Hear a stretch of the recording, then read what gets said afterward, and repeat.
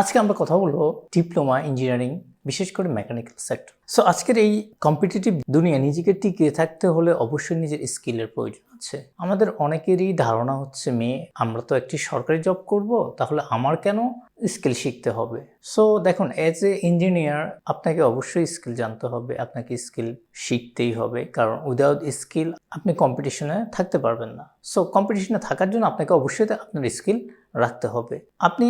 আমি বলছি না যে আপনি গভর্নমেন্ট জবের জন্য অ্যাপ্লাই করবেন না বা আপনি গভর্নমেন্ট জব করবেন না, সেটা অবশ্যই আপনার ফার্স্ট প্রায়োরিটি থাকবে। আপনার সেকেন্ড প্রায়োরিটি অবশ্যই আপনার স্কিল শিখা মাস্ট থাকতে হবে। তো এটা হচ্ছে আপনার প্ল্যান বি। আপনার প্ল্যান এ হচ্ছে গিয়ে সরকারি চাকরি এবং প্ল্যান বি হচ্ছে আপনার স্কিল শিখা। সো স্কিলটা কখন থেকে শিখবেন? স্কিলটা শিখবেন আপনি একদম স্টার্টিং থেকে। সো প্রথমে আপনি যে স্কিলটা শিখবেন as a diploma engineer, as a mechanical engineer, সেটা হচ্ছে ডিজাইন। এখন আপনি বলতে পারবেন যে এত স্কিল বাদ দিয়ে কেন আমি ডিজাইন শিখবো? পৃথিবীতে 3 ধরনের ইঞ্জিনিয়ার রয়েছে যাদের ডিজাইন শিখা মাস্ট, যাদেরকে ডিজাইন জানতে হবে। না জানলে তারা ইঞ্জিনিয়ার এই কথাটা বলতে হয়তো বা লজ্জাবোধ করা উচিত। এক হচ্ছে মেকানিক্যাল ইঞ্জিনিয়ার, 2 হচ্ছে সিভিল ইঞ্জিনিয়ার, 3 হচ্ছে আর্কিটেকচারাল ইঞ্জিনিয়ার। এই 3 ক্যাটাগরির ইঞ্জিনিয়ার যারা আছে তাদেরকে অবশ্যই ডিজাইনটা জানতে হবে। আপনি অটোক্যাড বলেন, আপনি সলিডওয়ার্ক বলেন, আপনি ফিউশন 360 বলেন, এই সফটওয়্যারগুলো আপনাকে জানতে হবে। কিভাবে আপনি স্কেচ করবেন, কিভাবে আপনি 2D থেকে 3D নেবেন, এই জিনিসগুলো আপনাকে জানতে হবে। এরপরে যে স্কিলটা আপনি শিখবেন সেই স্কিলটা হচ্ছে গিয়ে সিএনসি প্রোগ্রামিং। এই স্কিলটা আপনাকে মাস্ট জানতে হবে। কেন জানতে হবে? এই পুরো পৃথিবীটা এখন হচ্ছে ম্যানুফ্যাকচারিং হাব। যে দেশে যত বেশি ম্যানুফ্যাকচারিং হচ্ছে সে দেশ তত বেশি উন্নত।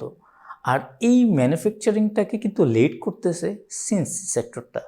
সিএনসি মেশিন বলেন, বিভিন্ন ধরনের সিএনসি মেশিন আছে, CNC lathe, CNC milling, CNC router, switch machine, এগুলো হচ্ছে সবগুলো হচ্ছে CNC machine. Computer aided manufacturing, এই বিষয়টা আপনাকে জানতে হবে।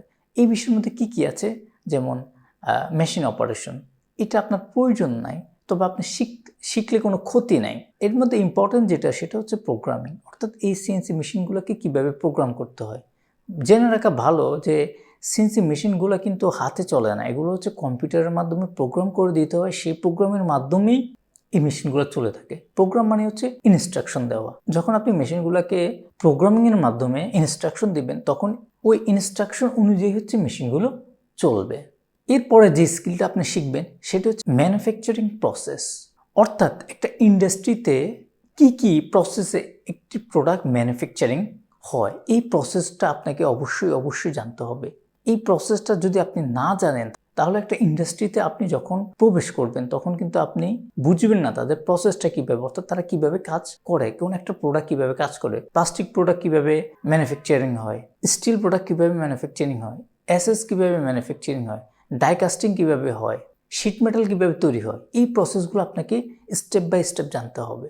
তাহলেই হচ্ছে কি আপনি যখনই একটা ইন্ডাস্ট্রিতে ঢুকবেন সেখানে আপনি কমান্ডিং পজিশনে থাকতে পারবেন। সো আজকের এই ভিডিওতে আমরা এই 3টে বিষয় আলোচনা করেছি। আরও অনেকগুলো স্কিল আছে যে স্কিলগুলো আপনাকে জানতে হবে। আমরা নেক্সট ভিডিওতে মেকানিক্যাল ইঞ্জিনিয়ারের জন্য আরও কয়েকটি স্কিল নিয়ে আসব, যে স্কিলগুলো আপনারা অবশ্যই স্টাডিতে থাকা অবস্থায় আপনারা শিখে ফেলবেন। তাহলে হচ্ছে কি এটা আপনি যখন ইন্ডাস্ট্রি লাইফে আসবেন তখন আপনাকে অনেক বেশি অ্যাডভান্টেজ দেবে। সো ভিডিওটা লাস্ট পর্যন্ত দেখার জন্য সবাইকে ধন্যবাদ। আশা করি আপনি আপনার স্কিল ডেভেলপমেন্টটা আজ থেকেই শুরু করবেন। আসসালামু আলাইকুম।